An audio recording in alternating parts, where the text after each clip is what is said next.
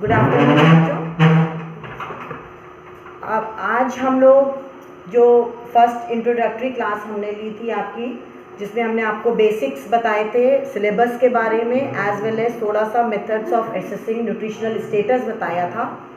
उसके आगे की हम लोग क्लास अब जो है कंटिन्यू कर रहे हैं। सो अब आप देख रहे हैं, अगर मान लीजिए जैसा इसमें हमने लिखा है कि अगर what exactly nutritional status is, हमने आपको पहले भी बताया था कि सिंपली अगर देखें तो हम ये कहेंगे कि जो भी हम न्यूट्रिएंट्स खा रहे हैं उनका जो यूटिलाइजेशन है और वो हमारी हेल्थ को जिस स्टेट में रख रहा है, दैट इज न्यूट्रिशनल स्टेटस, है ना। तो health of an individual as affected by आपका intake and utilization of nutrients is जो है आपका न्यूट्रिशनल स्टेटस। इसका मतलब तो ये हो गया कि अगर जो ये डेफिनेशन है इसके हिसाब से, तो फिर ये हो गया कि अगर हम ये देख लें बस कि कोई क्या खा रहा है, उसके हिसाब से हमको उसका न्यूट्रिशनल स्टेटस पता चल जाना चाहिए, है ना, क्योंकि डेफिनेशन ये कह रही है। और या आपको भी अगर ऐसा लगता है, पर क्या ऐसा हो सकता है जैसा इसमें आप देख रहे हैं कि इट्स नॉट दैट सिंपल कि सिर्फ आप किसी का खाना देख लें कि वो क्या खा रहा है और आपको पता चल जाए कि वो किस तरीके के पोषण स्तर उसका क्या है। आप जैसे मान लीजिए एग्जाम्पल देखेंगे कि एक बच्चा है, वो नहीं ठीक से ग्रो कर पा रहा है और किसी भी कारण से उसकी वृद्धि, उसका विकास प्रभावित है, तो बहुत सारे रीजंस हो सकते हैं। इट माइट बी हेरिडिटी, ये हो सकता है उसके घर में ही उसके पेरेंट्स भी इसी तरीके के हों जो वेल नरिश्ड नहीं हो, उनका न्यूट्रिशनल स्टेटस पुअर हो, या फिर उसके अलावा ये भी हो सकता है बच्चे को कोई इन्फेक्शन हो, उस कारण से बच्चा नहीं ठीक से जो है उसका न्यूट्रिशनल स्टेटस अच्छा हो रहा है, या फिर उसको कोई बीमारी हो गई है। तीनों ही कारण हो सकते हैं।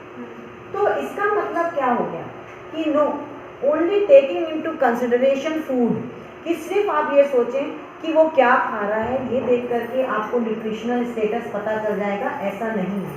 There is something else which is to be taken care of. तो वो क्या चीज़ें हैं कि जो है आपको कि ग्रोथ फेलियर क्यों हो रही है, हो सकता है वो कोई जो खाना खा रहा हो उसमें न्यूट्रिएंट प्रॉपर ना हो और उसका फूड पैटर्न ही बदल ठीक नहीं हो। नेक्स्ट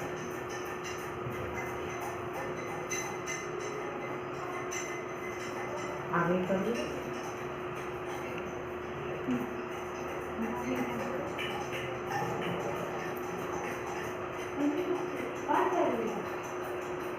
तो ऐसे ही आगे बढ़ता चला जाएगा। हाँ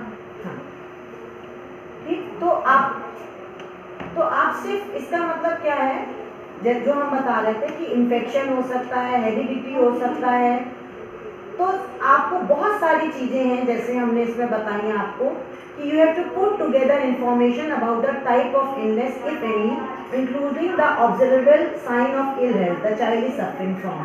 इसका मतलब क्या है, the level of nutrients and other substances in the blood and urine, कि सिर्फ खाना नहीं, उसके अलावा भी आप देखेंगे कि क्या क्या चीज़ें हैं, उसका लेवल ऑफ न्यूट्रिएंट्स क्या है, उसका ब्लड में क्या क्या चीज़ें आप देखेंगे कि जो स्टैंडर्ड है उससे डेविएट तो नहीं हो रही है, यूरिन में उसके कुछ डेविएशन तो नहीं है नॉर्मल से।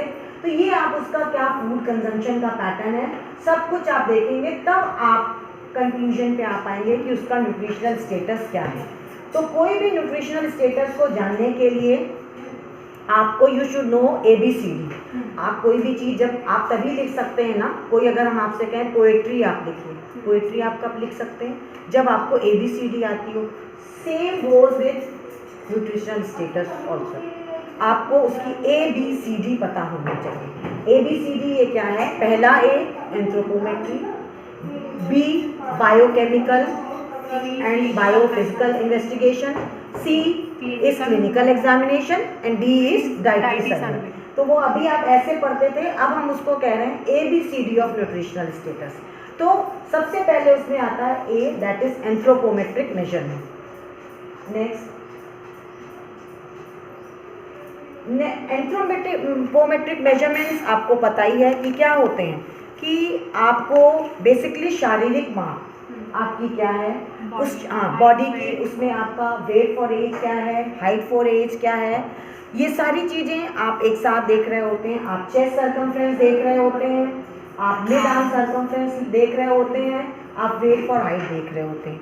वो इसलिए आप देख रहे होते हैं इतनी सारी चीज़ें उसमें भी, क्योंकि एक चीज़ अपने आप में कोई भी संपूर्ण नहीं है। None of them is complete enough to give a very concrete information regarding nutritional status. आपको सब चीज़ें कंसिडर करनी पड़ती है, क्योंकि जैसे वेट फॉर एज का एग्जाम्पल लें, ठीक, आप इसका मतलब क्या है, एक निश्चित उम्र में एक निश्चित भार। तो आपको पता है हमारे NIN national institute of nutrition या जो है आपके अमेरिका के भी हैं बोर्ड्स, वहाँ के जो है आपके सारे स्टैटिस्टिक्स के आपके टेबल्स आते हैं, उनसे जब आप कंपेयर करेंगे तो आप एक स्टैंडर्ड बच्चा लेते हैं जो कि आपका वेल फेड है, जो मैल नरिश नहीं है, जो कि आपका पोषण की दृष्टि से, सामाजिक दृष्टि से और चिकित्सीय दृष्टि से, तीनों चीज़ें उसमें, मतलब nutrition, social as well as medical, इन तीनों पॉइंट ऑफ व्यू से वो बच्चा जब आप देखते हैं कि उसका न्यूट्रिशनल स्टेटस अच्छा है या वो फिट की कंडीशन में आता है, उस बच्चे के पैरामीटर्स कंपेयर करते हैं आप किसी भी बच्चे से, जिससे कि आपको वो करके देखनी होती है कंपैरिजन कि वो बच्चा किस स्टेटस को बिलोंग कर रहा है। तो उसमें आपको, जैसे अभी हम वेट फॉर एज की बात कर रहे थे, हो सकता है वेट फॉर एज आप किसी गाँव में जाएँ, मदर को नहीं पता हो बच्चे की एज सही क्या है, उसको मंथ याद हो, उसको ईयर नहीं याद हो, ठीक, तो फिर कैसे करोगे? तो इसका मतलब you have to think about something else. तो फिर हाइट फॉर एज में फिर एज डिपेंडेंट हो गए, ये दोनों ही एज के ऊपर निर्भर करें ना। अगर एज पता होगी तभी आप पता कर सकते हैं कि उस निश्चित उम्र में बच्चे का इतना उम्र और इतना वजन होना चाहिए, इतनी लंबाई और इतना भार होना चाहिए था। वो तो आपने देख लिया, बच्चे को नाप लिया, लेकिन आपको ये नहीं पता कि की उम्र क्या है बच्चे की। तब आपको क्या करना है, तब आप फिर जैसे आगे की चीज़ें देखेंगे। जैसे एक आप देख रहे होंगे उसमें वेट फॉर हाइट दिखा, इसका मतलब क्या है कि ये डिपेंडेंट नहीं है, माँ को नहीं पता है एज, नो प्रॉब्लम। आप वेट फॉर हाइट देख लीजिए कि एक निश्चित जो है आपकी लंबाई पर, थैंक यू, निश्चित लंबाई पर निश्चित कितना भार होना चाहिए। अगर बच्चे का वो है भार तो आप पता कर सकते हैं। लेकिन अब हम एक एक करके जब कंसिडर करेंगे तो हर एक में आप देखेंगे कि कुछ प्रॉब्लम आ रही है या कुछ की उसमें कुछ मतलब एडवांटेज हैं, कुछ डिसएडवांटेज हैं। तो सबसे पहले we will deal with height for age. तो इसमें अगर आप देखते हैं कि ये जो है आपका हाइट फॉर एज में, तो आपको पता है कि जिस टाइम बच्चा जो है आपका at the time of birth लगभग जो है अगर आप देखेंगे तो उस टाइम बच्चे का एक जो स्वस्थ बच्चा होता है उसकी लंबाई लगभग 50 सेंटीमीटर के लगभग होती है, और बाय द टाइम 1 साल उसका बर्थडे वो आता है तो उसमें वृद्धि हो जाती है 25 सेंटीमीटर्स की। तो आप देखेंगे इसका मतलब क्या होगा, 75 सेंटीमीटर हो गया। तो लगभग आपको पता है, इसको और ऊपर करें बच्चे, ये हमने समझा दिया आपको, ये ठीक। अब आपको देखिए उसमें the birth length increases to 75 centimetre at 1 year of age. तो by the age of 4 years the child is 100 centimetre tall. जब तक बच्चा 4 साल का होता है उसकी लंबाई उसकी हाइट जो है 100 सेंटीमीटर हो जाती है। इसका मतलब क्या है, बच्चा हर साल 5 सेंटीमीटर उसकी हाइट बढ़ रही है। एक नॉर्मल बच्चे की हम बात कर रहे हैं, उसकी हर साल 5 सेंटीमीटर उसकी हाइट बढ़ रही है। लेकिन इसमें फिर एक चीज़ आ जाती है, ठीक है, अगर मान लीजिए चाहे आप रिकॉर्ड भी रख रहे हैं, आप सब कुछ रख रहे हैं, लेकिन बीच में आपने देखा कि बच्चे की लंबाई नहीं बढ़ रही है, कोई भी मान लीजिए मैल नरिश्ड हो गया बच्चा, तो अब क्या है, आप अगर इस डेटा को लेंगे तो आपको हाइट ऐसी चीज़ है रिवर्सिबल नहीं होती है। ये हिला है, देखिए क्या हुआ,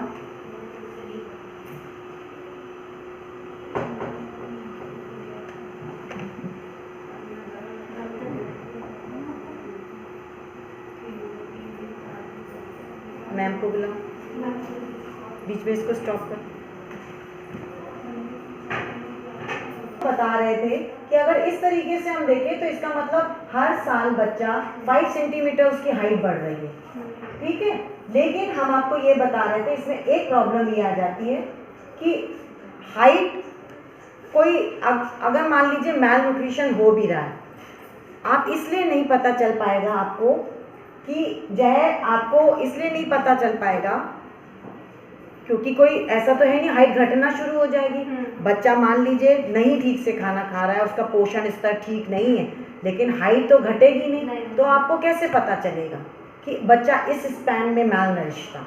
नहीं पता चल सकता है ना, पता चल सकता है कि नहीं, क्योंकि लंबाई, भाई वेट तो चलिए कम होने लगा, आपने बच्चे को वेइंग स्केल पे जब वे करा आपको लगा अरे ये तो कम हो गया पिछले महीने से, तो इसका मतलब ये और भी मैल नरिश्ड हो गया।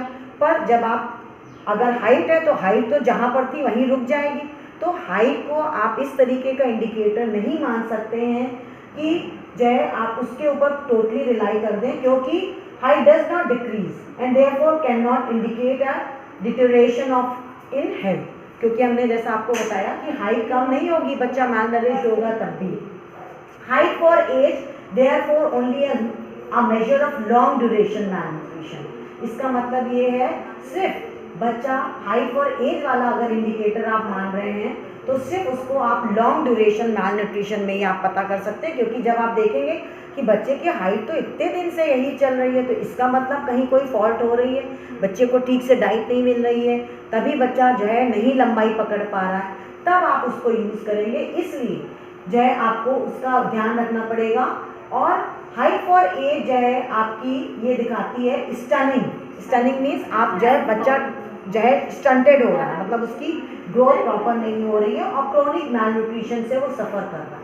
अब ये क्वेश्चन आता है कि किस तरीके से इसको नापना है, तो ये आपको ये आगे फिगर आप देखेंगे, ये एक नॉर्मल मेथड है, एक ऐसे बच्चे का जो खड़ा हो सकता है, बस आप देख रहे हैं उस बच्चे को खड़ा कर दिया गया है और उस बच्चे को वहाँ पर एक वो लगा हुआ है स्केल, ऊपर एक मूवेबल बार है, बच्चा जिस हाइट पे आता है वो मूवेबल बार उसके हेड पे रख दी जाती है, वो बिल्कुल फ्लैट स्ट्रेट खड़ा हुआ है स्केल के बिल्कुल सटा हुआ, और आप उसको नोट कर लेते हैं, that is the method of taking light इसमें हाइट। तो ये आपका स्केल है जो नॉर्मल यूज़ करा जा रहा होता है, लेकिन तो आप मेजरिंग टेप से भी इसको कर रहे होते हैं। अगर मान लीजिए कोई नवजात शिशु है, उसमें क्या है, देखिए बीच वाली फिगर जो आप देख रहे हैं जहाँ सी लिखा हुआ है वो है, उसमें आपका क्या है, ये मूवेबल वुडन इन्फेंटोमीटर होता है। इसमें एक तरफ जो है वुडन स्केल, वो साइड में इस तरीके से वुडन स्केल होता है जिसपे आपके मार्केशंस होते हैं सेंटीमीटर्स की कितनी लेंथ का सूरा होता है, ऊपर बिल्कुल फिक्स्ड होता है इधर का, और यहाँ पर ऐसे मूव करने वाला जो नीचे का ब्लॉक है वो मूव करता रहता है। बच्चे के पैर क्योंकि बच्चा हमेशा पैर मोड़ने की आदत होती है, इन्फेंट है वो, शैशव अवस्था में है, तो उसके पैर स्ट्रेच कर दिए जाते हैं और उधर से ला करके ये वुडन बार उसके बिल्कुल पैर से सटा दिया जाता है। समझ गया क्या कह रही हूँ मैं? ठीक। और उसके बगल में आपको स्केल दिख रहा होगा, इधर लगा दिख रहा है स्केल, उस साइड में भी है, इस साइड में भी दिख रहा है, कुछ दिख रहा है ना? हाँ दिख रहा है, तो आपने देखा, दिख रहा है आपको? नहीं तो हम इधर से दिखाएं, दिख रहा है। ठीक, तो उससे उसमें रीडिंग आ जाएगी, उससे समझ में आ जाएगा बच्चे की हाइट कितनी है, और वो नॉर्मल है, बीच वाला भी जो आपका है वो मूवेबल वाला, वो भी सेंटर में भी ना इस तरह का इन्फेंटोमीटर मिला हुआ है कि जो 2 साल तक के बच्चे होते हैं उनको उसमें, और 2 साल से जो ज़्यादा वाले होते हैं जो खड़े हो सकते हैं उनके लिए, उनके लिए स्टैंडोमीटर। ठीक, यही ठीक। तो इस तरीके से इनको नापा जाता है। नेक्स्ट जो एंथ्रोपोमेट्री में हम लोग असेसमेंट के लिए यूज़ करते हैं वो है वेट फॉर एज। तो weight for age is a commonly use indicator of body size and it reflects the level of food intake. आप जिस तरीके का भोजन खाएंगे उसी तरीके का आपका बॉडी वेट होगा, आपको पता ही है ये बात, ठीक है। The relative change of weight with as,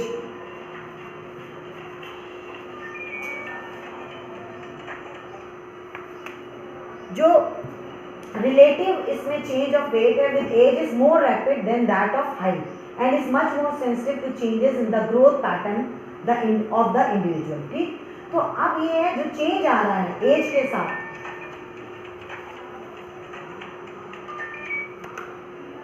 भैया बाद में बात करूँगी, हेलो, अभी बाद में क्लास ले रही हूँ।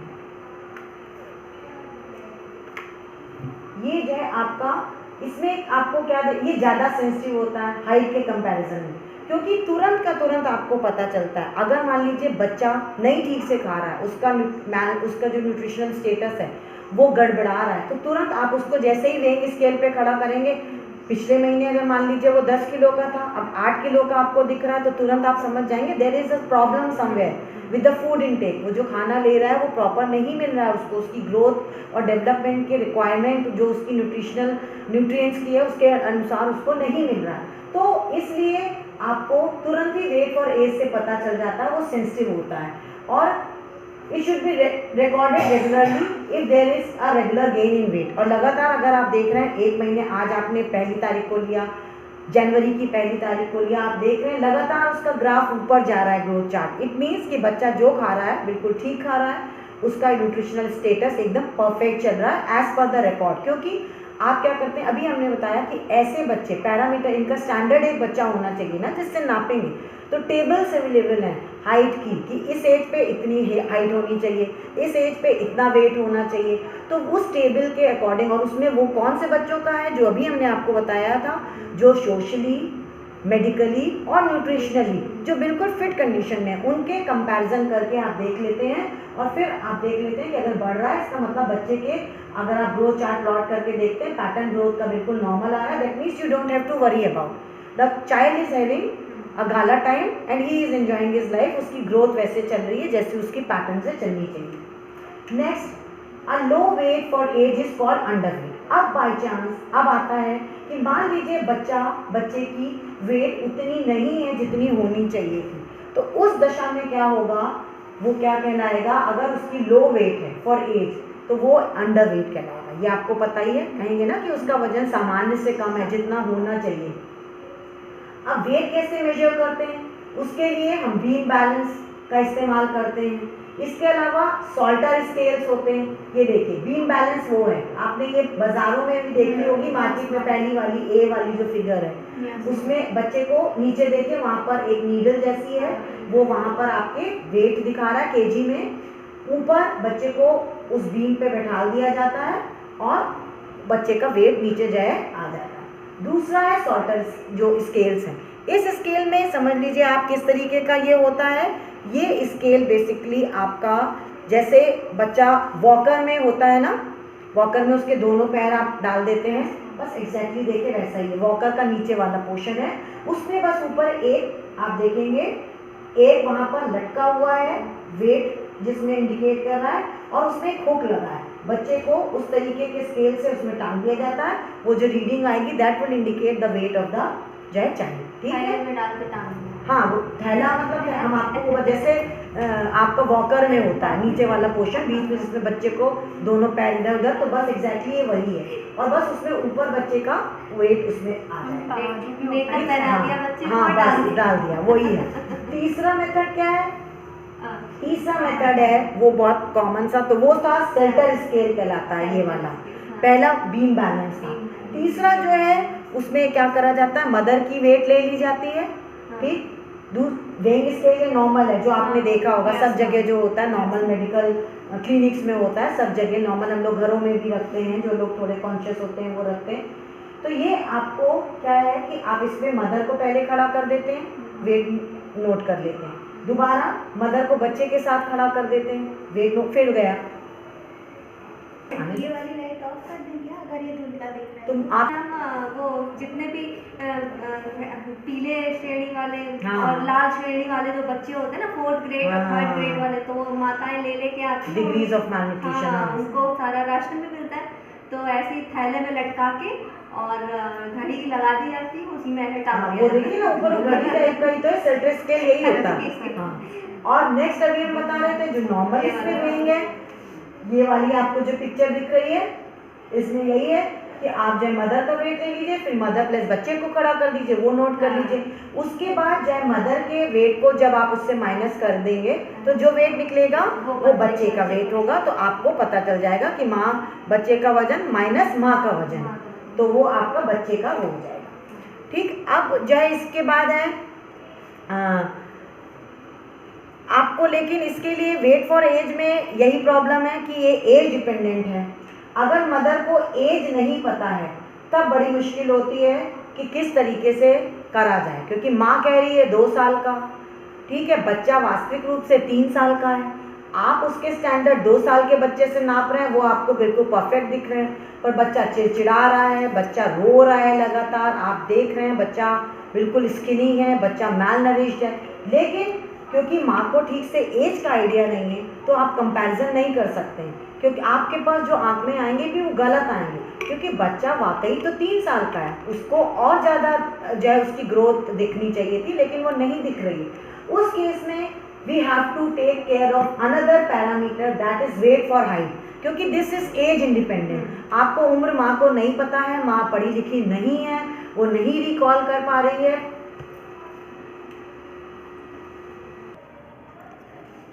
तो हम कह रहे थे मान लो नहीं पता है माँ को किसी भी कारण से, पढ़ी लिखी नहीं है या नहीं माँ वट एवर द रीज़न में भी, तो हम लोग एक चीज़ पैरामीटर यूज़ करते हैं, वेट फॉर हाइट। इसमें एज का दिमाग ही नहीं लगाना है, एक निश्चित हाइट पे कितनी बच्चे की वेट होनी चाहिए वो आप स्टैंडर्ड से कंपेयर कर लीजिए, और it is a very good index for short duration mail nutrition.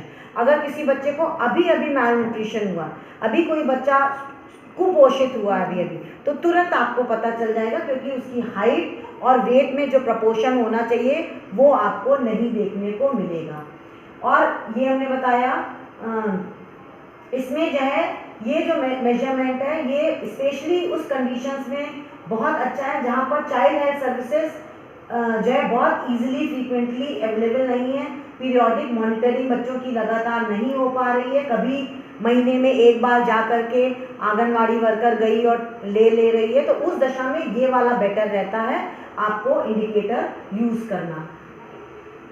Next है फिर too low weight for height is called wasting. इसमें भी यही है कि अगर किसी एक निश्चित हाइट पर बहुत कम वेट दर्शा रहा है तो इट शोज मसल वेस्टिंग, कि बच्चा बहुत बुरी तरीके से कुपोषित है, आपको उसकी ओर ध्यान देना पड़ेगा। मैम इसमें जो ये वेट फॉर हाइट है इसमें मैम हमें एज नहीं पता होती है? नहीं, एज बहुत बार जैसे गांव में इंडिया जैसी कंडीशंस में बहुत बार हमने जैसे पिछली बार भी बोला, माँ कह देती है जब बगल में पड़ोस वाले क्या लल्लू हुआ था तब मेरा हुआ था। अब लल्लू कब हुए थे वो लल्लू की मम्मी को नहीं पता, लल्लू की अम्मा नहीं जानती, तो कैसे पता चलेगा? बहुत लोग हिंदी महीने के हिसाब से बताते, कंफर्म नहीं कि पता। कार्तिक माह में अब आप कैसे उससे ईयर थोड़ी पता चल जाएगा, मंथ पता चल जाएगा आपको। चलो आप इतना कि फागुन में हुआ तो it must be March near about, लेकिन वैसे तो उस कंडीशन में आपको ये पैरामीटर ऐसा है कि एज नहीं भी पता हो बच्चे की, तो भी आप हाइट को करस्पॉन्डिंग वेट के साथ कि निश्चित उम्र में निश्चित हाइट पे निश्चित जो है वेट होना चाहिए, अगर वो नहीं करस्पॉन्ड कर रहा है तो ये जो है आपका बच्चा मैल नरिश्ड है इसका। नेक्स्ट आता है mid upper arm circumference, UAC, upper arm circumference भी उसको कहते हैं। ये एक बहुत अच्छा इंडिकेटर है न्यूट्रिशनल स्टेटस को पता करने का। जनरली क्या है, क्योंकि बेसिकली ये आर्म सर्कमफ्रेंस जो ये है इसमें क्या होगा, बोन्स मिलती हैं, फैट मिलता है, मसल्स मिलती हैं, ठीक ये चीज़ें मिल रही होती हैं। मिड आर्म सर्कमफ्रेंस की हम बात कर रहे थे, हमने कहा इस वाले सर्कमफ्रेंस, इस जगह पर आर्म सर्कमफ्रेंस में बोन होता है, फैट होता है, मसल होता है, ठीक। बेसिकली ये वाले एरिया से आपको पता चलता है कितना बॉडी एनर्जी और कितना प्रोटीन रिजर्व है बच्चे के पास, संरक्षित है ना, कितना संग्रहित है वो ये बता रहा होता है।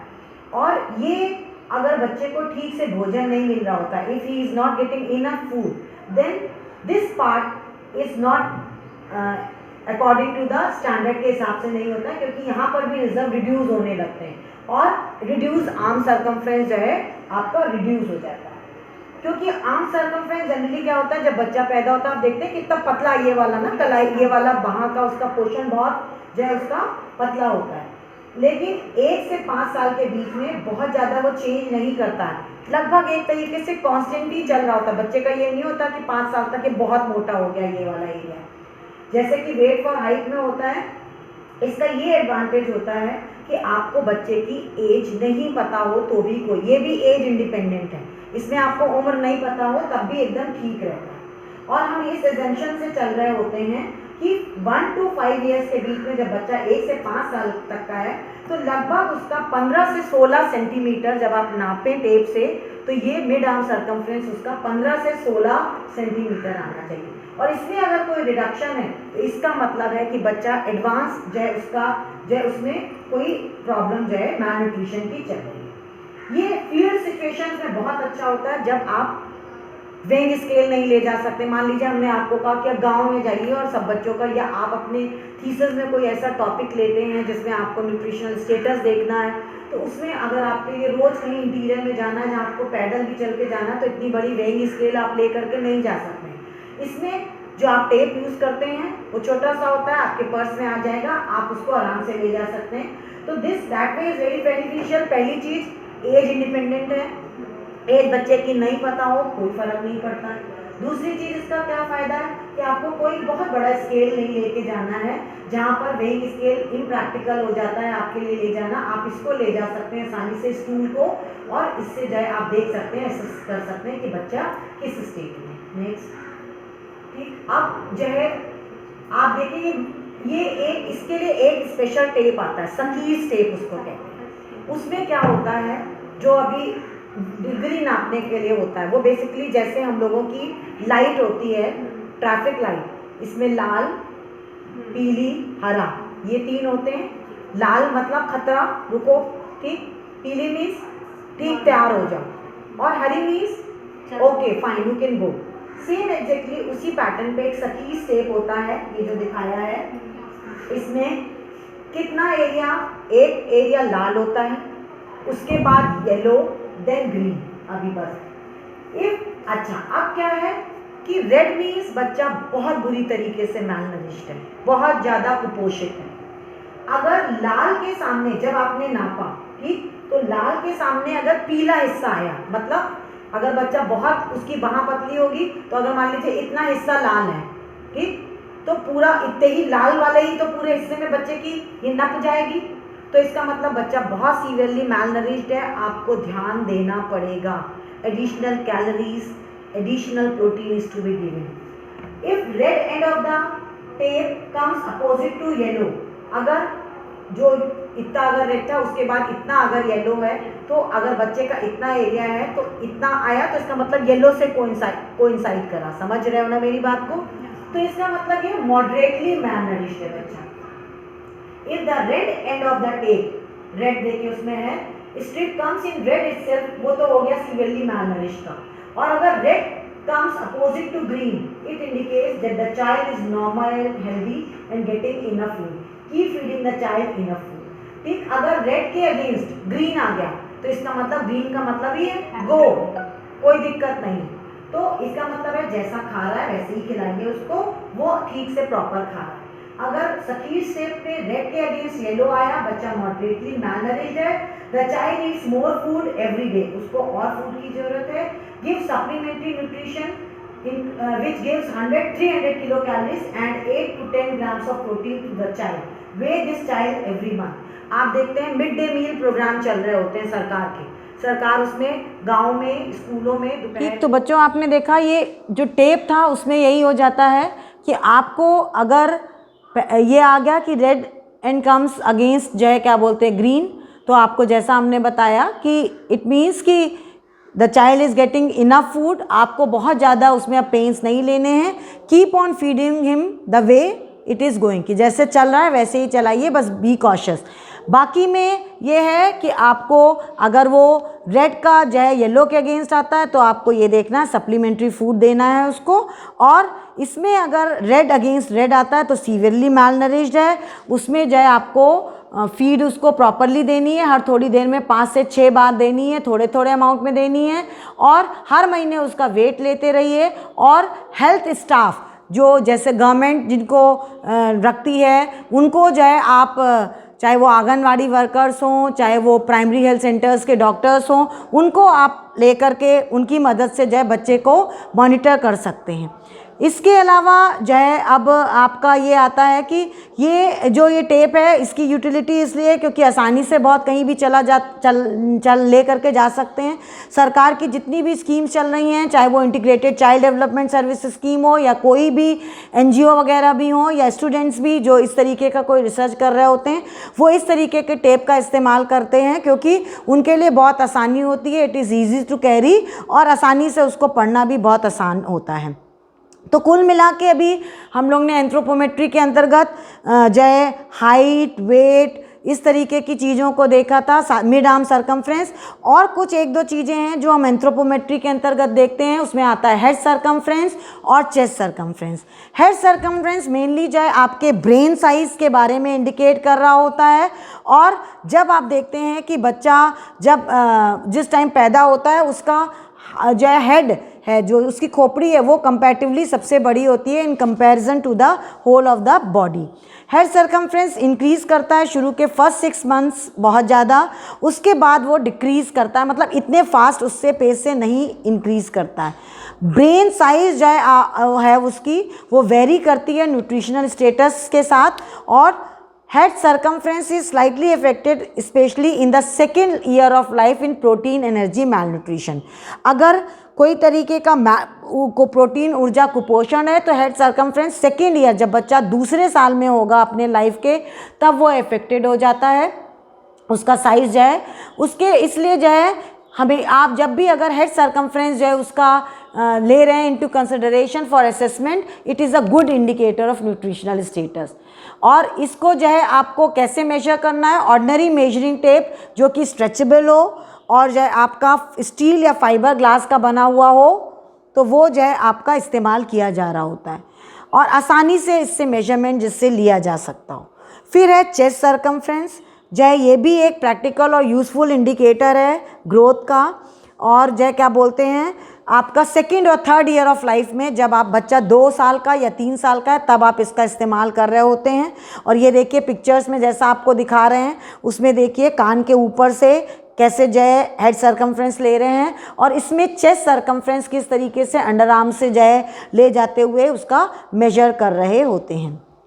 आप ये देखिएगा नीचे जो है आपका ये एक टेबल है जो कि दिखा रहा है, ये आपका हेड सरकमफ्रेंस दिखा रहा है और ये दिखा रहा है चेस्ट सरकमफ्रेंस। ये आपका इसमें ये आपकी एज है 0 years at the time of birth, 3 साल 3 महीने 6 महीने, इस तरीके से जो है वो दिखा रहा है एज इन मंथ्स। कि आप देखेंगे यहाँ पर 6 मंथ्स पे ऑलमोस्ट क्रॉसिंग ओवर हो जाती है, जब जो है ऑलमोस्ट बराबर साइज़ का हेड एंड चेस्ट हो जाता है। जब अगर आप कंसिडर करें देखें फर्स्ट 5 ईयर्स में, तो आप देखेंगे जो है मेजरमेंट शुड बी जो है आपका ये सेम मेजरिंग टेप जो है उससे यूज़ कर रहे होंगे आप। और इसमें एक चीज़ का, हाँ अभी हम आगे बढ़ गए थे, आप मेजरमेंट जब लेंगे तब इस चीज़ का ध्यान रखेंगे that child is not crying, क्योंकि अगर वो चिल्ला रहा होगा, रो रहा होगा, तो आप उसका चेस्ट सरकमफ्रेंस ठीक से नहीं ले पाएंगे क्योंकि उसकी ब्रीदिंग भी इरेगुलर हो रही होगी उस टाइम।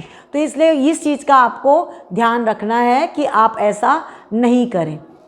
और जैसा हमने आपको बताया, measure should be made the nipple level of the chest, chest के ऊपर से आप ले जाके उसको मेजर कर रहे होते हैं।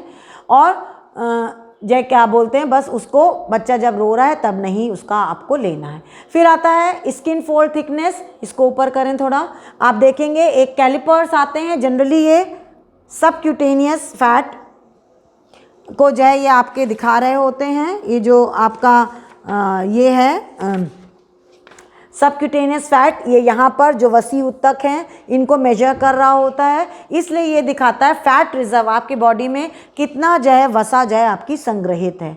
और अगर आप मान लीजिए पर्याप्त मात्रा में कैलोरीज लंबे समय तक नहीं ले रहे हैं तो ये आपकी जो है कम होने लगेगी, जो थिकनेस है और अंडर न्यूट्रिशन को इंडिकेट करेगी। और ये जो है क्या बोलते हैं स्किन फोल्ड थिकनेस है, ये स्पेशली बच्चों में ये ट्राइसेप जो है उसके ऊपर यूज़ करा जा रहा होता है। और लेकिन इसको यूज़ करने के लिए आपको ट्रेनिंग की ज़रूरत होती है कि किस तरीके से इसको यूज़ करना है। इसलिए अब आपने ये देखा कि ये सब तरीके थे एंथ्रोपोमेट्री के अंतर्गत।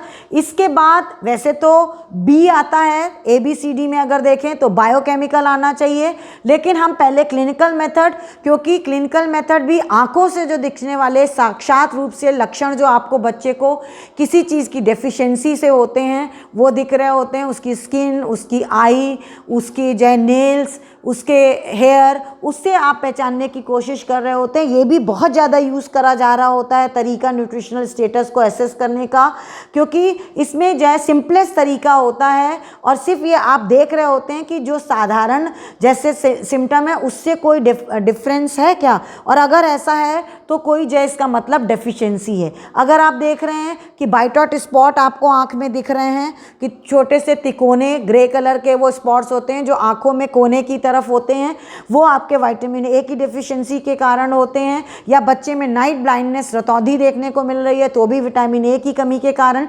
तो आपको, या उसके मुंह में किसी तरीके की पेलनेस दिख रही है, वो थका हुआ दिख रहा है, तो हो सकता है बच्चा एनीमिक हो। तो इस तरीके के जो आपके सिम्टम्स हैं जो आपको आंखों से देखने पर किसी में दिख रहे होते हैं, क्लिनिकल के अंतर्गत आते हैं, which can be recognize. But किस तरीके से रिकॉग्नाइज करना है उनको वो जानना भी आसान होता है, इसलिए इसको बहुत ज़्यादा इस्तेमाल करा जा रहा होता है। जनरली आप देखेंगे इसमें हेयर अगर आपके लचरस नहीं है, वो डल दिख रहे हैं, इजीली प्लकेबल हैं, तो इसका मतलब प्रोटीन, एनर्जी, मैलन्यूट्रिशन है। फेस, जैसा अभी हमने आपको पहले पिछले क्लास में भी बताया था कि बच्चे का चंद्रमा के समान मुंह हो जाता है, पर वो सूजन के कारण होता है और माँ को लगता है उसका बेटा बहुत स्वस्थ है और बहुत उसके गाल भरे भरे हैं।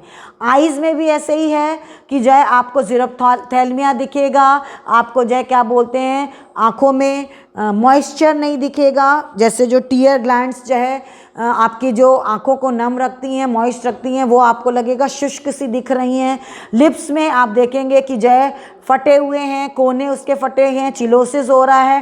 टंग में बेजेंटा टंग है तो आपको लगता है आपने झूठा खा लिया, वो झूठा खाने से नहीं हो रहा होता है, it is due to deficiency of vitamin B complex, तो वो आपके हो रहा होता है। टीथ जो है आपके मॉटल्ड होते हैं और जो है आपके गम्स भी जो है स्पॉन्जी ब्लीडिंग होते हैं विटामिन सी की कमी के कारण, उनसे जल्दी से खून निकलने लगता है, रेड रहते हैं। तो ये सब क्लिनिकल साइंस हैं जिसके आधार पर आप ये एसेस कर सकते हैं कि जो है क्या बोलते हैं कि किसी तरीके की किसी विटामिन या मिनरल्स किसी की भी कमी हो रही होगी।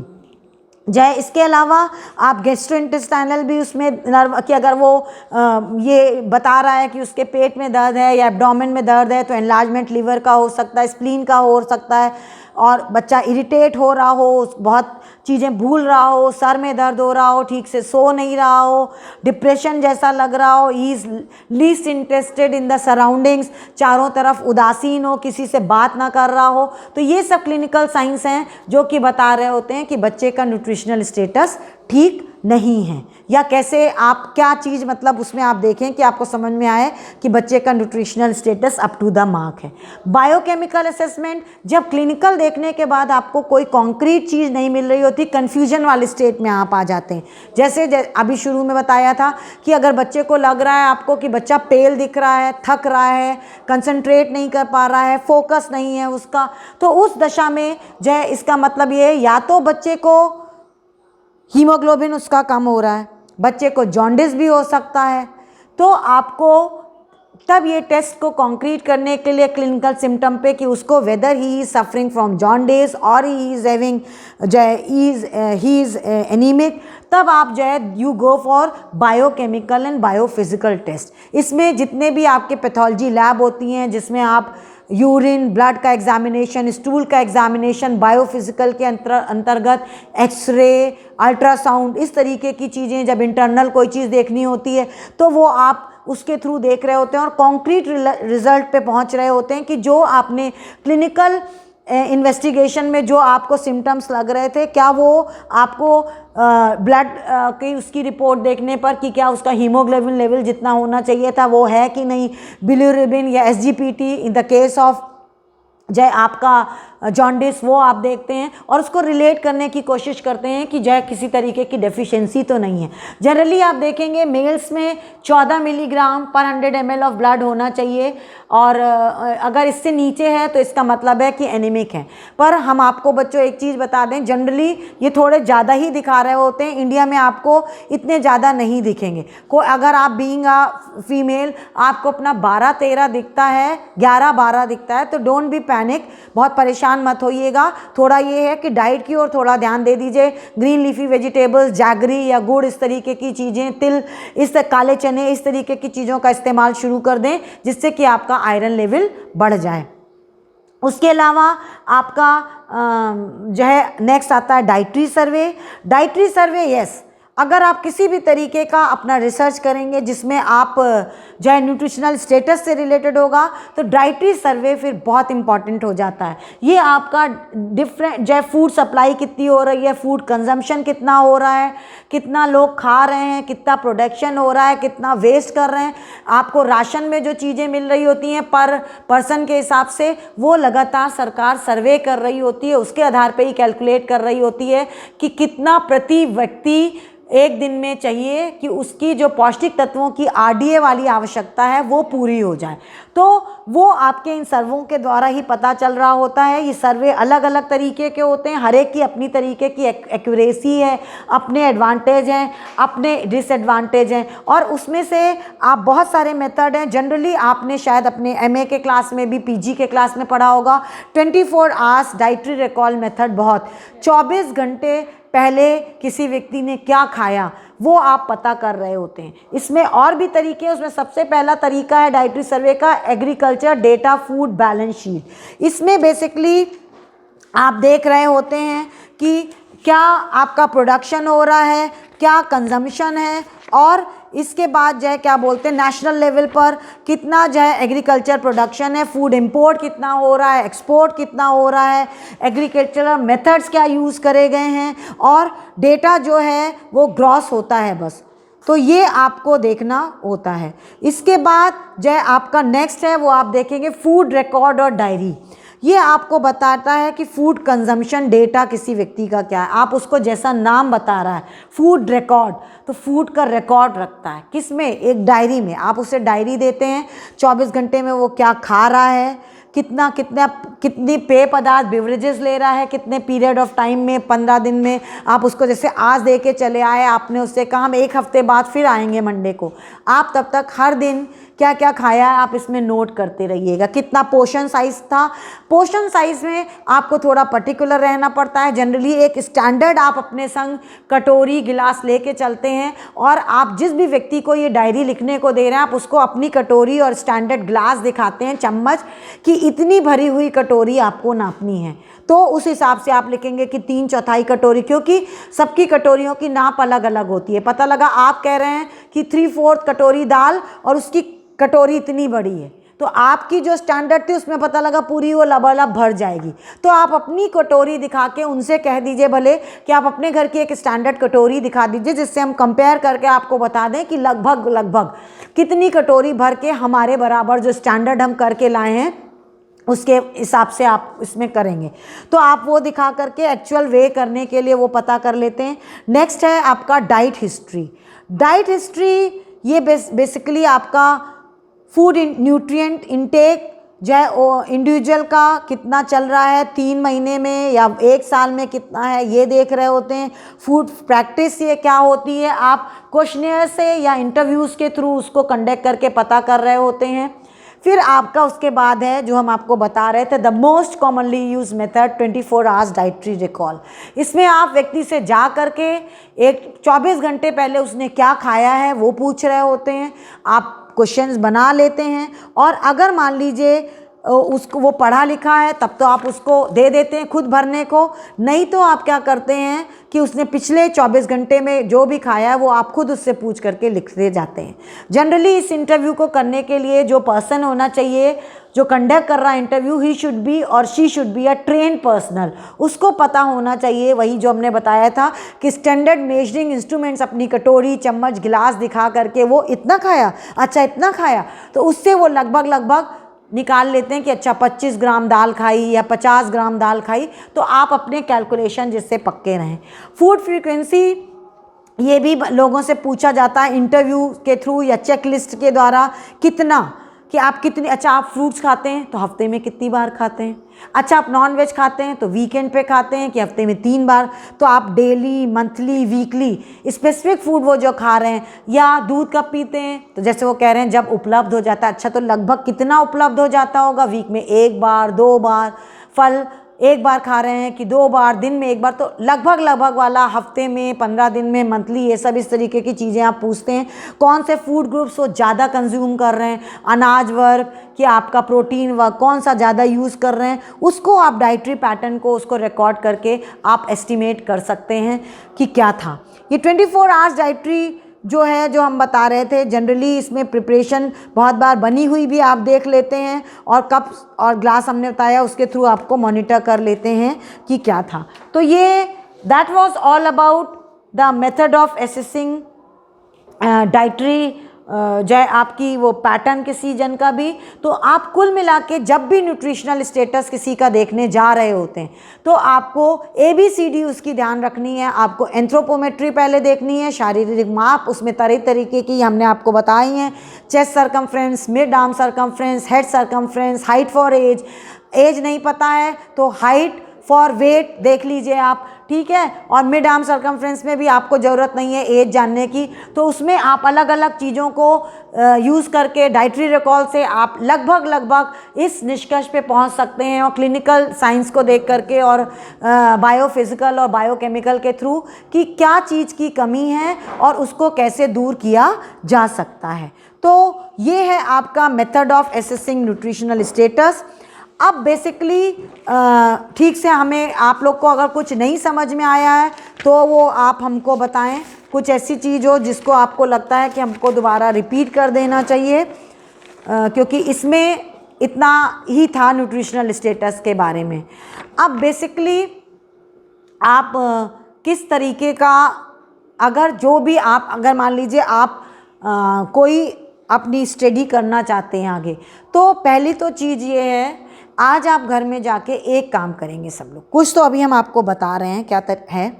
सबसे पहले, क्योंकि आपको टॉपिक्स देखिएगा न्यूट्रिशनल, अगर सपोजिंगली न्यूट्रिशनल स्टेटस पे ही आपको करना हो तो किस तरीके के टॉपिक बनते हैं, फिर आप उसमें क्या मॉडिफिकेशन, नया जो काम हो चुका है वो नहीं, आपको कोई नई चीज़ उसमें खोजनी है। हो सकता है आप कोई चीज़ 2 उठा करके उसका कंपैरिजन देख लें अगर पहले नहीं हुआ है, तो हम कुछ ऐसे ढूंढ करके लाए हैं। हमने आपको पहले दिन अपने इंट्रोडक्टरी क्लास में भी बताया था कि research can be qualitative as well as quantitative. पहले क्वांटिटेटिव रिसर्च पे जोर दिया जाता था, 400 सैंपल, 500 सैंपल, अब क्वालिटेटिव पे। आप एक जन पे भी अपनी केस स्टडी, आप किसी के साथ रह रहे हैं, जो मतलब आप मान लीजिए आपके घर में कोई है, आपके ब्रदर हो सकता है जिसके संग आप 24 घंटे रह रहे हैं, आप उसके बारे में बहुत अच्छे से जो है आप जिसको देख रहे हैं, इन एंड आउट उसके देख रहे हैं, आप उसके बारे में भी अपनी स्टडी करके एक बिल्कुल घुस के उसके अंदर कि 2 साल आप लगातार उसको स्टडी कर रहे हैं, तो आप that you can go for that study also in research. आप क्वांटिटेटिव ना जाके क्वालिटी पे भी जा सकते हैं, क्योंकि जब आप ज़्यादा नंबर में चीज़ें करते हैं तो उतनी क्वालिटी नहीं मेंटेन्ड होती है जितनी आप रेस्ट्रिक्ट कर करके चीज़ों को करते हैं। बहुत वेरिएबल्स नहीं लेने हैं आपको, वेरिएबल कम रखिए, लेकिन जो है आप और नंबर भी कम रख सकते हैं, पर डेप्थ में चीज़ों को करिए। तो हम आपको बहुत सारे ऐसे हमने सर्च करके कि ऐसी क्या क्या न्यूट्रिशनल स्टेटस पे जो हुई हैं, जैसे एक था nutritional status and dietary intake of children amid the nutrition transition, ठीक। तो इसमें जब बच्चे जो है इस तरीके का, मान लीजिए आप न्यूट्रिशन ट्रांजिशनल वाली स्टेज पे कि जब बहुत ग्रोथ पीरियड से वो ऐसी स्टेज में आ रहे हैं जब उनकी रिक्वायरमेंट कम हो रही है, तो उस टाइम बच्चों का न्यूट्रिशनल स्टेटस कैसा है, उनकी डाइटरी हैबिट्स कैसी हैं, वो आप स्टडी कर सकते हैं। या family, gender and women nutritional status a comparison, ठीक। कंपैरिजन भी अभी हमने जैसा कहा कि फैमिली में कि न्यूट्रिशनल स्टेटस किसी फैमिली का, फिर जेंडर मीन्स आप डिवाइड करके देखिए कि 100 आपने फीमेल का देखा न्यूट्रिशनल स्टेटस इस एज ग्रुप के, 30 से 40 साल के एज ग्रुप का आपने फीमेल्स का देखा, 30 से 40 साल के मेल्स का देखा। उनका कंपैरिजन फैमिली में ऑल मेंबर्स हैं उनका, कि कोई न्यूक्लियर फैमिली है उसका देखा, कोई जॉइंट फैमिली है तो आपने 100 जॉइंट फैमिलीज़ में देखा न्यूट्रिशनल स्टेटस, 100 न्यूक्लियर फैमिली में देखा न्यूट्रिशनल स्टेटस, उसका कंपैरिजन कर दिया कि क्या है। या 100-200 आपने एल्डरली पीपल देखे जो क्या बोलते हैं जॉइंट फैमिली में रह रहे थे, उनका न्यूट्रिशनल स्टेटस, उसका कंपैरिजन। ऐसे न्यूट्रिशनल स्टेटस ऐसे लोगों का जो है अकेले रह रहे हैं पर एल्डरली हैं, वो भी कंपैरिजन आप करके देख सकते हैं ना, कि वो परिवार के बीच में रह रहे हैं तो क्या है, जो अकेले रह रहे हैं लेकिन ओल्ड एज में तो क्या है, क्या प्रॉब्लम्स आ रही हैं, किस तरीके के एडजस्टमेंट प्रॉब्लम्स हैं, किस तरीके की मेडिकल प्रॉब्लम्स हैं, वो कर सकते हैं। The nutritional status of nurses working shifts, जो शिफ्ट में काम कर रहे हैं, तो ये तो हम आपको हो सकता है आप लेबरर्स जो है शिफ्ट में या कोई प्राइवेट सेक्टर में काम कर रहे हैं, वो जो है आपके अलग अलग शिफ्ट में काम कर रहे हैं, तो उनका हो सकता है बहुत सारे लोग नाइट शिफ्ट में काम कर रहे हैं, तो उस नाइट शिफ्ट के कारण उनका बायोलॉजिकल क्लॉक डिस्टर्ब है, दिन में सोते हैं रात में जगते हैं, ईटिंग पैटर्न फ़र्क है, उनका कंपैरिजन आप ऐसे लोगों से जो 10 to 5 नौकरी कर रहे हैं आप उनसे ये सिर्फ हम आपको आइडिया दे रहे हैं, आप इनोवेटिव हैं, आपको कोई नई चीज़ करनी है। This is the thing which I am telling you कि ऐसे करा जा सकता है, just to give you, just to ignite your thoughts. हम सिर्फ आपको एक माचिस की तीली लगा रहे हैं कि आप जाके आज सोचिएगा कि क्या क्या हो सकता है कि जिस पे काम नहीं हुआ है and you can do it, और वो प्रैक्टिकली फिजिबल है करना कि नहीं। फिर nutritional status of persons with chronic obstructive pulmonary diseases, diabetes, kidney, ये तो बहुत सारी डिजीजेज हैं जिनका आप कोई भी ले उठा सकते हैं और उनका न्यूट्रिशनल स्टेटस चेक कर सकते हैं। आप लोग ने हो सकता है एमए में भी अपने प्रोजेक्ट्स बनाए हो तो उसमें पेप्टिक अल्सर, डायबिटीज़ इस तरीके का करा हो, पर वो सैम्पल साइज़ 20 होगा, सैम्पल साइज़ ज़्यादा करके, पर ये थोड़ा ऑब्सलीट हो गया, बहुत हो गया, तो bring something new to it, और किस तरीके से उसको चेंज करके क्या नया आप कर सकते हैं कि आपको समाज को दे पाएँ अपनी फाइंडिंग से, अपनी स्टडी से। फिर उसके अलावा nutritional status, food choices, barriers and facilitators to healthy nutrition in pregnant women with severe mental illness, a mixed method approach.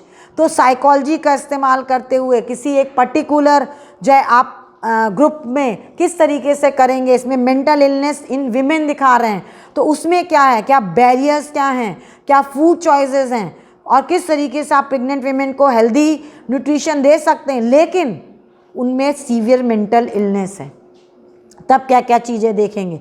Farmers nutritional health क्या है, एग्रीकल्चरल परफॉर्मेंस से उससे उन पे क्या फ़र्क पड़ रहा है, अगर फास्ट फूड कंजम्पशन है तो न्यूट्रिशनल स्टेटस पे क्या फ़र्क, कैसे अफेक्टेड हो रहा है, उससे बच्चे की लर्निंग कैपेसिटी पे क्या फ़र्क पड़ रहा है। हो सकता है बहुत फास्ट फूड कंजम्पशन से बच्चों में लर्निंग कैपेसिटी कम हो रही हो, बच्चों में बहुत ज़्यादा या nutritional status of children who are in front of screen for more than 5 hours, जो बच्चे आजकल ऑनलाइन स्टडी के कारण 5 घंटे 8 घंटे सिर्फ स्क्रीन के सामने बैठे हैं, चाहे वो मोबाइल की हो चाहे लैपटॉप की हो, तो उन बच्चों के न्यूट्रिशनल स्टेटस पे क्या या एडजस्टमेंट इन द फैमिली क्या फ़र्क पड़ रहा है। ठीक, तो ऐसे हम ये इसलिए बता रहे हैं, आप सोचिए इन पे और सोचिए क्या क्या हो सकता है। उसके बाद relationship between nutritional status and the glomerular filtration rate, तो ये तो जो है आपका किडनी का जो है वो है, तो उससे कोई बहुत अलग अलग उसी का हो गया, हम जैसे डिजीज़ के बारे में बता रहे थे। Complementary feeding practices and nutritional status of children 6 to 23 months old, अब जो बच्चा मदर की फीड ले रहा है उसका न्यूट्रिशनल स्टेटस क्या है, जो बच्चा टॉप फीड ले रहा है उसका न्यूट्रिशनल स्टेटस क्या है, तो इस तरीके से आप कंपैरिजन कर सकते हैं। और फिर बहुत बार के सुना है क्या होता है, नॉलेज एटीट्यूड प्रैक्टिसेस, ज्ञान क्या है,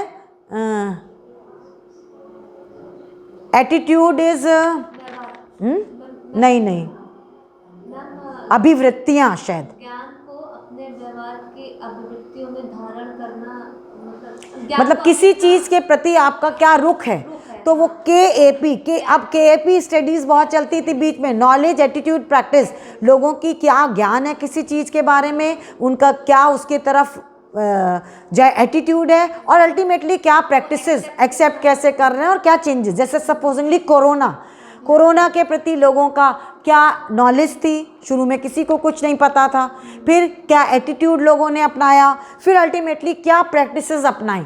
शुरू में लोग आप देख रहे हैं they were very reluctant regarding vaccination, नहीं करा रहे थे, लोग भागे जा रहे थे, पकड़ के कराना पड़ रहा था। फिर आपको जब कराना शुरू करा, फिर लोगों को समझ में आया, जब इंसिडेंट्स कम होने लगे, लोगों को लगा यस, जो पढ़े लिखे नहीं थे वो कह रहे थे नहीं हमें बुखार आ जाएगा, हमारे बगल में लोग मर गए वैक्सीन लगवा के। तो ये मिथ क्या है, तो आपको ये भी इस तरीके की चीज़ें, नॉलेज एटीट्यूड प्रैक्टिस क्या है, plus myth persisting in the society क्या एग्जिस्ट कर रहे हैं, उनमें क्या चेंजेस लाना है आपको, ये हो सकता है। Determinants of child health and nutritional status, कहीं पे भी कानपुर में आप देख सकते हैं कि क्या है किसी तरीके का। फिर attitude, food behaviour and nutritional status according to nutritional knowledge of Indian middle school students. School में जा कर के बच्चों में क्या है किसी भी चीज़ के प्रति नॉलेज एटीट्यूड प्रैक्टिस, वो चाहे फास्ट फूड का या आप inclusion of vegetables and fruits in the diet या हेल्दी डाइट, वो आप देख सकते हैं। Comparative study between government and private schools, इसमें न्यूट्रिशनल स्टेटस, गवर्नमेंट स्कूल है वहाँ के बच्चों का न्यूट्रिशनल स्टेटस कैसा है, और जो प्राइवेट स्कूल में बच्चे पढ़ रहे हैं उनका न्यूट्रिशनल स्टेटस क्या है, उनकी आपस में कंपैरेटिव स्टडी। फैक्टर्स क्या इफेक्ट कर रहे हैं eating behaviours of adolescent girls in India में। तो ये ढेर सारे टॉपिक हैं, दे आर एंडलेस, बहुत कुछ हो सकते हैं। ये तो हम आपको सिर्फ कुछ हमने निकाल करके एग्जाम्पल्स दिए हैं। आप आज जा कर के इनके बारे में सोचेंगे कि अगर आपको करना हो, और आप पहले तो गूगल पे सर्च मार के देखिएगा क्या हो चुका है जिसको आपको नहीं करना है। ठीक, कल हम आपको नेक्स्ट न्यूट्रिशन एजुकेशन के बारे में कि किस तरीके से आप इम्पार्ट कर सकते हैं, वो PPT के थ्रू हम आपको बताएंगे कि किस तरीके से आप कम्युनिटी में जा कर के न्यूट्रिशन एजुकेशन इम्पार्ट कर सकते हैं, क्योंकि आपको अपने रिसर्च में उसको भी इनकलकेट करना पड़ेगा।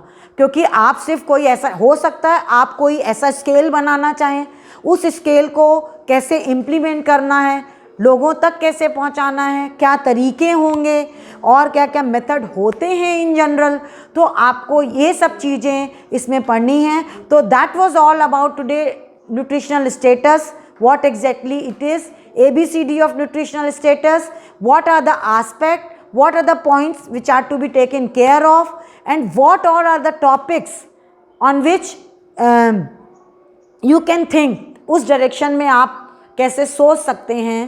तो दैट वाज ऑल। अगर आपको कोई प्रॉब्लम है आप हमसे पूछ सकते हैं। Thank you so much, stay blessed. अब बच्चों, अगर आज से टॉपिक से या व्हाटएवर टॉपिक आप रिलेटेड कुछ पूछना चाहते हैं, आपकी कोई क्वेरीज हैं तो आप मुझसे पूछ सकते हैं। मैम एक क्वेश्चन है कि जैसे हम लोग को रिसर्च में बताया कि ये मेरा पेन ड्राइव देख, आपका सब्जेक्ट ज़्यादा नहीं हो तब भी आपका रिसर्च जो है ना हो जाएगा, मतलब किस रिसर्च में बताया है ना। हाँ, तो वही तो आज हमने बोला, क्वालिटेटिव और क्वांटिटेटिव। लेकिन मैम प्रॉब्लम ये है कि ये बताइए अगर हमारे पास सब्जेक्ट ज़्यादा नहीं होंगे तो क्या वो रिलायबल होगी हमारी स्टडी?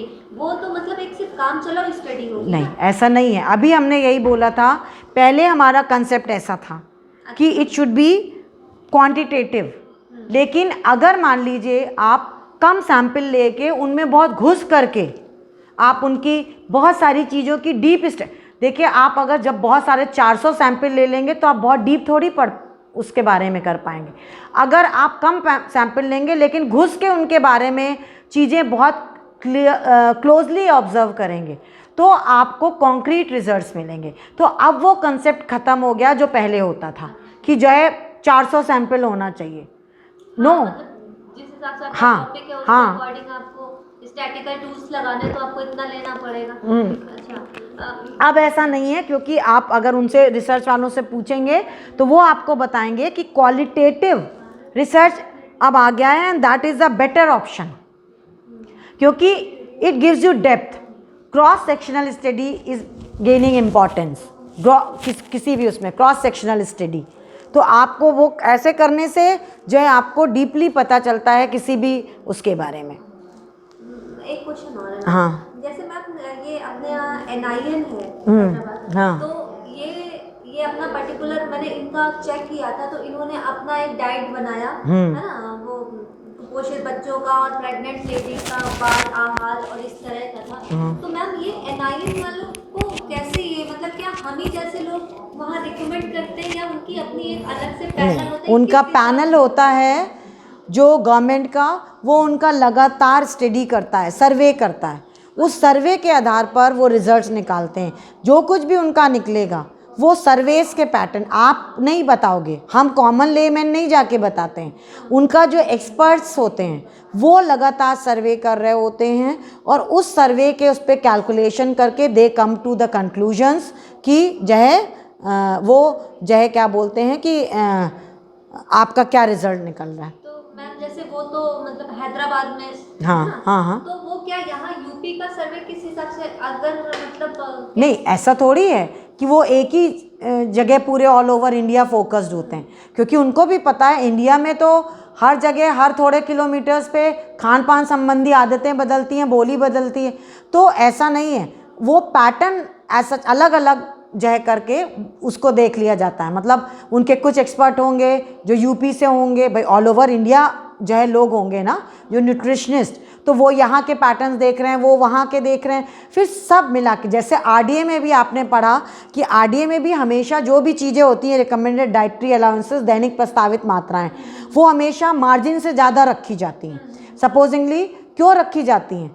इसलिए रखी जाती हैं कि जैसे एक्चुअल अगर देखें तो आपको शायद 20 मिलीग्राम से विटामिन C चाहिए होगा, लेकिन 40 लिखा होता है। वो क्यों?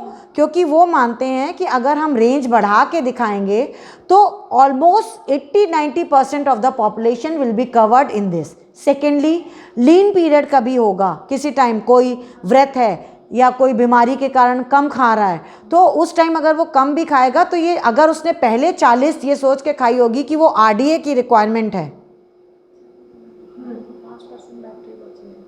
तो करना तो है ही। लेकिन शुरू करो। तो फिर क्या बोलते हैं, अगर वो भी आप देख रहे हैं जरा सा कि अगर ऐसा कोई लीन पीरियड हुआ जब आपको नई फूड अवेलेबिलिटी हो पा रही है, आप किसी बीमारी के कारण कम खा रहे हैं या आपने कोई फास्टिंग करी है, तो जो 40 आप पहले खाए थे mg वो रिजर्व, क्योंकि 20 आपकी बॉडी ने यूज़ करा रिजर्व वाला, क्योंकि RDA is always requirement plus margin.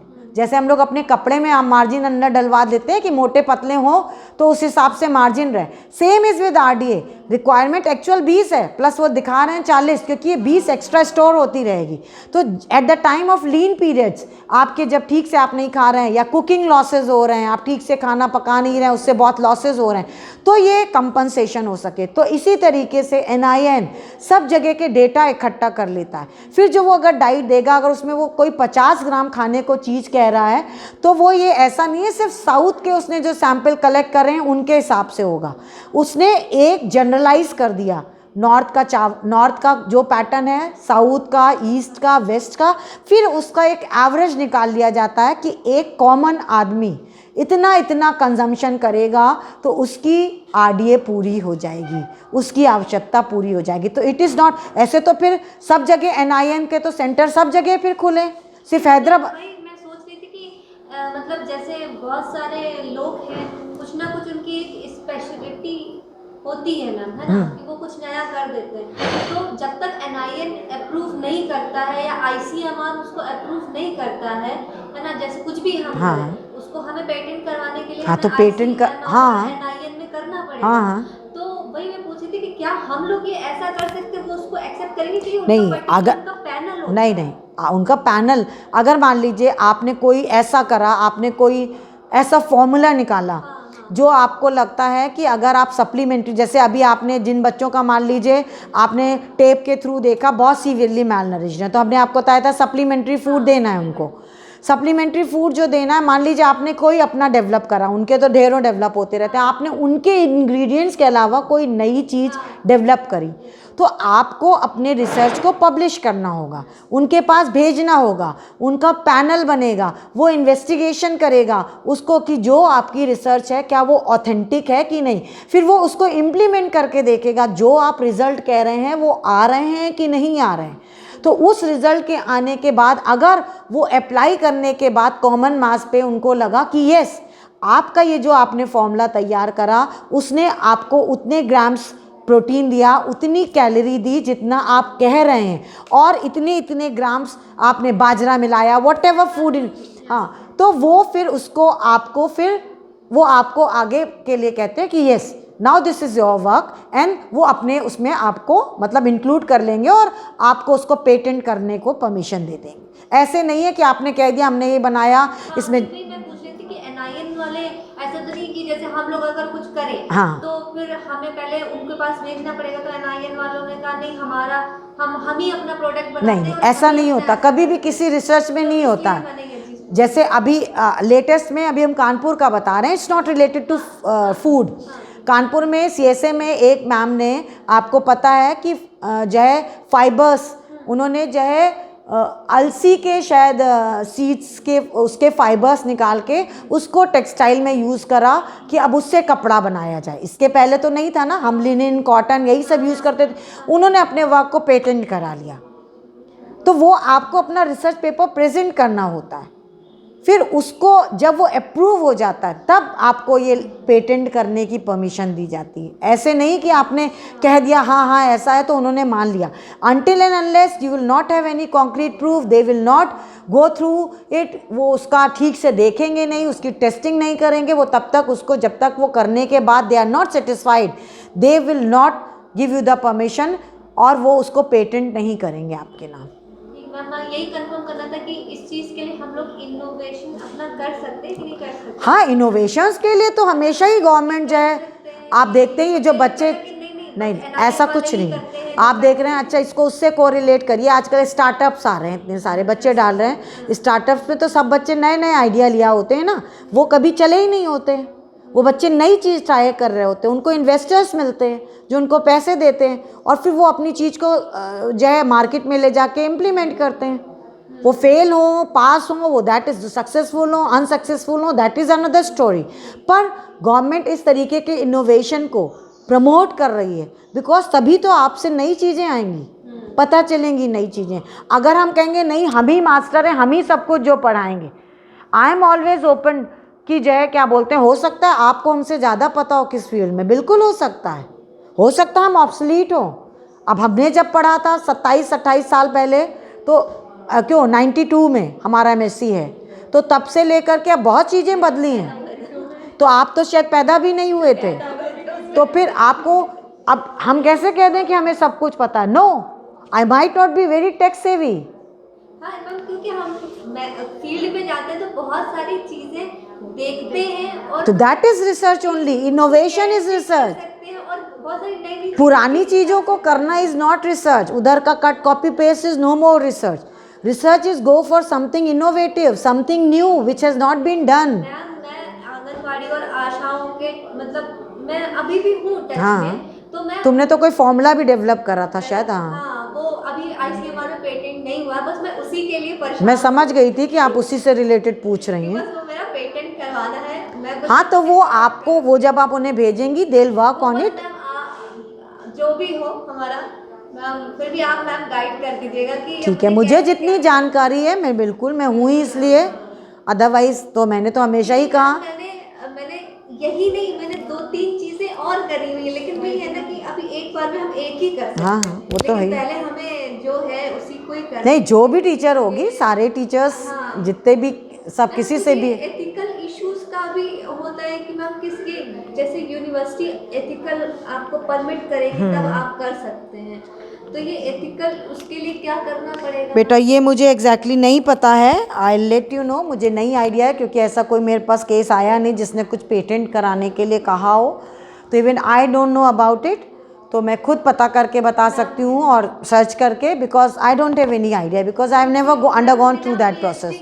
आप कहते हैं ना कि आपके पास है सब चीज़, फॉर्मूला है, टैलेंट है, हाँ। सब चीज़ें, लेकिन जब तक आपके पास एक एकेडमिक बैकग्राउंड नहीं है तब तक आपकी नहीं, इस time government is promoting young scientist are loss. मुझे तो यही कि मतलब नहीं, इस टाइम यंग साइंटिस्ट को बहुत प्रमोट करा जा रहा है, तो इसलिए ऐसा कुछ नहीं है। बहुत सारे एनजीओज़ हैं, गवर्नमेंट एजेंसीज़ हैं, उनके थ्रू आप अप्रोच करके बता सकते हैं कि आप ऐसा कुछ कर रहे हैं, तो दे डू जय टेक केयर ऑफ इट। और कुछ किसी को पूछना हो? और कुछ कोई पूछना चाहता हो? मैम आप ये एथिकल वाला मतलब चलिए वो मैं देखूंगी, तब तक आप भी पता करिए, क्योंकि इट्स नॉट माई अभी फील्ड, मतलब आई हैवेंट एक्सपीरियंस कोई ऐसा पेटेंट वाला, तो मेरे कभी जब हमने जिस चीज़ को करा नहीं उसके लिए अभी हमको बहुत ज़्यादा नहीं पता है, मैं खुद पता करके बताऊंगी। It's always a learning process for us too. ठीक है, आप बताइए अब आप आएंगी कैसे? कल आएंगी ना? आज तो सीएल लेके आए हूँ, ऐसे बताएं। बेटा बात करो थोड़ी। हमने कोशिश की कि हमको सीसीएल मिल जाए हाँ। या वैतनिक के लिए, फिर बात की तो उन्होंने कहा प्रोविजन है आपको, फिर दिक्कत होगी सर्विस में। क्या होगी? सर्विस में दिक्कत होगी, अवैतनिक लेंगी तो। आप एथनिक नहीं, चाइल्ड केयर लीव बोल रही हूँ। मैम एक्चुअली में क्या है कि अभी जॉब लगी 1 महीना हो रहा है, तो इसे 3 अगस्त में, तो इस वजह से वो शायद उनको मिलना मुश्किल है, अभी इन्होंने बताया है। देख लो बेटा, अगर कोई रास्ता निकल आए, क्योंकि कर डालोगी तो कर ही डालोगी। अप्रैल तक की बात है, क्लासेस चलने हैं, क्लासेस अटेंड कर लो। के लिए भी बात किया तो फिर कहा और शायद मुझे लगता भी नहीं है आपने इतना सारा ऐसा पढ़ा होगा, ऐसे इतना ऐसा नहीं पढ़ा होगा, आई नो। तो इसलिए जो भी मटेरियल मैं अपने आप स्टडी करके जो भी निकाली ये नेटवर्क नहीं, और आपको यहाँ अच्छे टीचर्स मिलेंगे तो आपको अच्छा ही लगेगा। हो रहा है, हाँ बहुत अच्छा डीप नॉलेज। हाँ, तो बस आपको, और वही आप उसी नॉलेज के थ्रू फिर आप आगे बढ़ेंगे। तो इसलिए अगर देखिए थोड़ी सी वो करके बात करिए, उनको अपने प्रिंसिपल को कन्विंस करने की कोशिश करिए, कह दीजिए हमें बार बार चांस नहीं मिलेगा। और ये भी बोलिए कि आप पीएचडी कर लेंगे तो उनके कॉलेज के लिए भी एक एसेट होगा ये ना, कि आप पीएचडी हो। क्या ये सीसीएल भी लेके जाएंगे तो फिर वहाँ प्रेजेंटली आप दिखाएंगे तो वो भी बाद में आपके फ्यूचर में प्रॉब्लम करेगी। ये डिग्री कह दो नहीं हम वहाँ नहीं जाएंगे, हमें तो अपने बच्चे की केयर करने के लिए लेना है, बात ख़त्म। बस इसलिए चलो अब ठीक है, आज आपको हमने एक होमवर्क दिया है, आप लोग जा कर के सब लोग 5-5 कोई टॉपिक सोचिएगा न्यूट्रिशनल स्टेटस से रिलेटेड। जैसे हम अगर ऑनलाइन में देखें, स्टार्टिंग में जब ओरिएंटेशन था हमारा तो हाँ। वहाँ पे बोला गया था जैसे शोध गंगा पे ये CSJM के काफ़ी हैं, तो मैम वहाँ से भी हम देख के मतलब एक माइंड में आगे हमें। हाँ, बिल्कुल बिल्कुल, आप गूगल में भी देख लीजिए, कोई नहीं।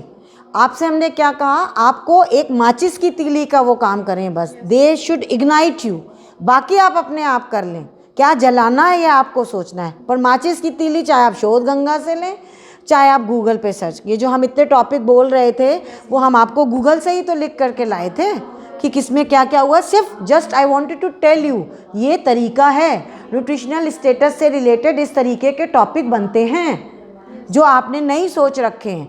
तो आप भी रिसर्च में नए हो ना, तो आपको तो कहीं से तो पढ़ोगे ना, तो हम तो सिर्फ आपको एक डायरेक्शन दे रहे हैं कि वहाँ से कॉपी नहीं करना है। आपको टॉपिक मिला, आपको 2 टॉपिक आपको लगा ये तो रिलेट हो सकते हैं, तो इनको हम, अगर किसी ने अलग अलग करा, हम इनको रिलेट करके वेरिएबल्स देख लेते हैं, कुछ नई स्टडी बन जाए तो नई स्टडी उससे बनाइए, और नई स्टडी बनानी है आपको। मतलब जैसे 2 स्टडीज अगर पीछे हो चुकी हैं, हाँ। हम उनको भी कोरिलेट करके उसमें कुछ नया। हाँ, पर उन्होंने मान लीजिए कहीं करा, सपोजिंगली उन्होंने करा बॉम्बे, आप उसको कानपुर में करके देखिए, क्योंकि सब ईटिंग पैटर्न फ़र्क, प्लेस अलग, सोशियो इकोनॉमिक स्टेटस लोगों का अलग, तो एनवायरनमेंट अलग, सब चीज़ें अलग हो गई ना, वेरिएबल्स बहुत डिफरेंट हो गए, एजुकेशनल स्टेटस अलग, तो इस तरीके की चीज़ें। और जब तक यहाँ खोलोगे नहीं तब तक नई चीज़ नहीं आएगी। तो बस मुझे खोलने का काम करना है, बाकी तो आप खुद सक्षम हो, आप खुद इतना पढ़ लिख करके आए हो, हम क्या, कितने तो नेट हो गए, तो मेरे